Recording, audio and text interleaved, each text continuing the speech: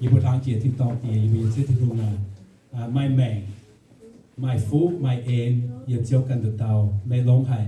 chiết chúa hải thăm nhiệt điều nhiệt sế mai lấy những ngàn hòa mà mai bùng đó yếm chỉ còn thảo xét mùi mi cô ở dầu chiang yên như buồn ta tàu như mèn tổng tu chiếu chỉ còn tài in hỏi mai bùi như bùa mai chia mai mèn yếm nái mai dục hiền như bùa hỏi bảo chúng sen chiếu quảng như tổ như bùa sầu như nhung in hỏi chùi bùa mai chiếu thịt hùng thố mai chiếu cần quảng như bùa chùi trò như bùa gói như bùa ế bùa như bùa cần ra thảo như cái chiang mèn bùa sinh linh cần bùa bùa như bùa lòng tòng như bùa chùi gói là cho họ cái chiếu như ế thố thì một chút xíu phú in hỏi trò như nhung sen mai chiếu thịt hùng ổ khoai được bài tàu cáo tiếng chiếu suy như bùa amen u chẳng cái phật sáng ồ bùa lâm thôi ở tại cấp cha buổi bùa chiếu Giêsu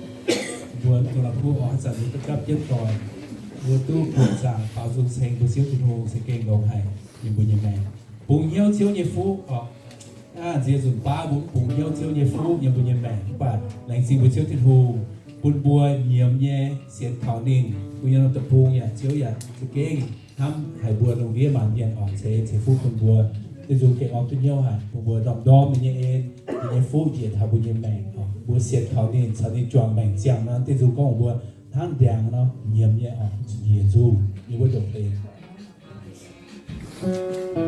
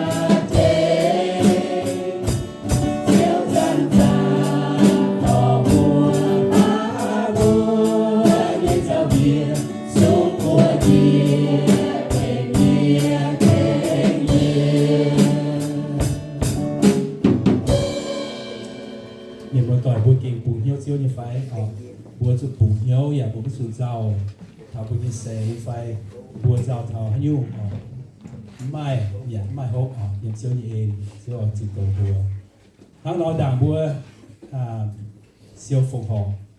bùa mai thì tiền giang hồ hoặc bùa tao mai hay nhiều ngoài này sinh siêu thiên hùng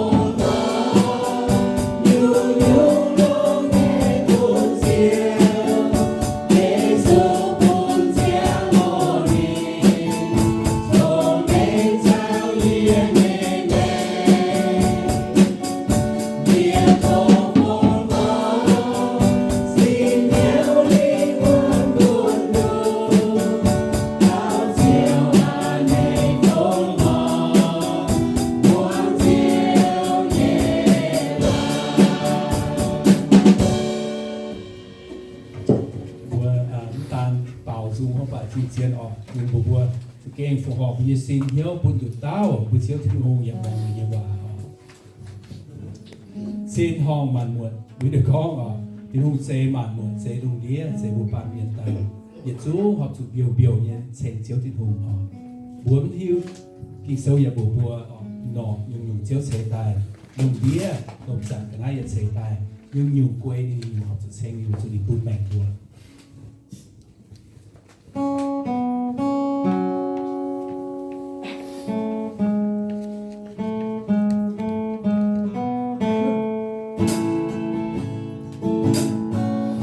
Lòng giang nghe giỏi yêu yêu yêu người dù đi buồn ôi trên trang tiền đi đua yêu nhiều nói lên chính chính hồn lòng giang nghe nhiều chung lúc gió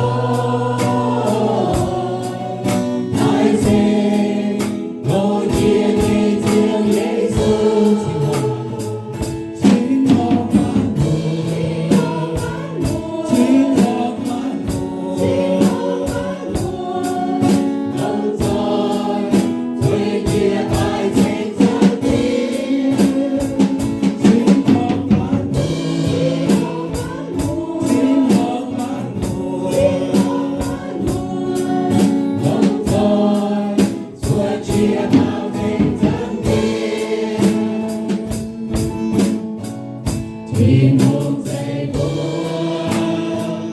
đón chia nhung nhung, yêu đùa hỏi chung, bài dây giang tiền,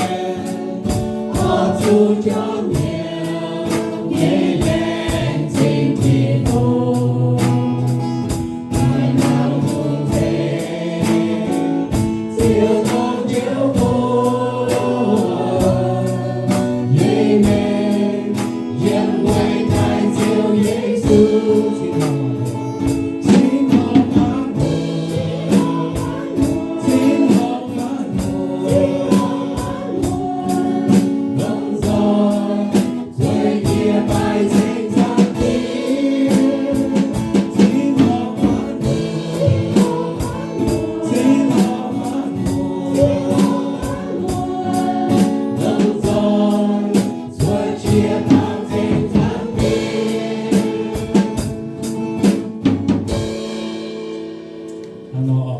chia nhé, bố bố đồng rồi bảo xây chẳng tiền, còn xây đủ nhận xây đào, nhận xuống xây quậy nhung nhung, bố thái kiến bố chiếu thiên hồ, đi dùng bố con sẽ kén thái chiếu diệt xuống hiếu phải nên, bố là tạo diệt xuống hiếu như phải, bố sẽ kén thái như phải, bên bố nhận chiếu bên tông xây đủ xây đào tạo, máy cuốn hay nhiều miền ở dùng bố con, nên ham bố phiền ham nhiều sự diệt xuống bên bố như mà miền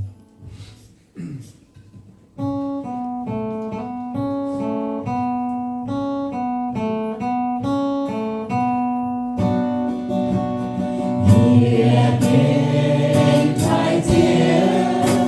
subscribe cho kênh Ghiền Mì Gõ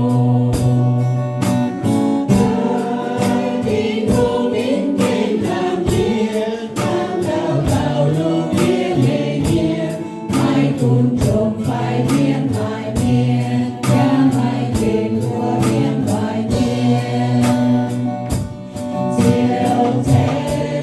lỡ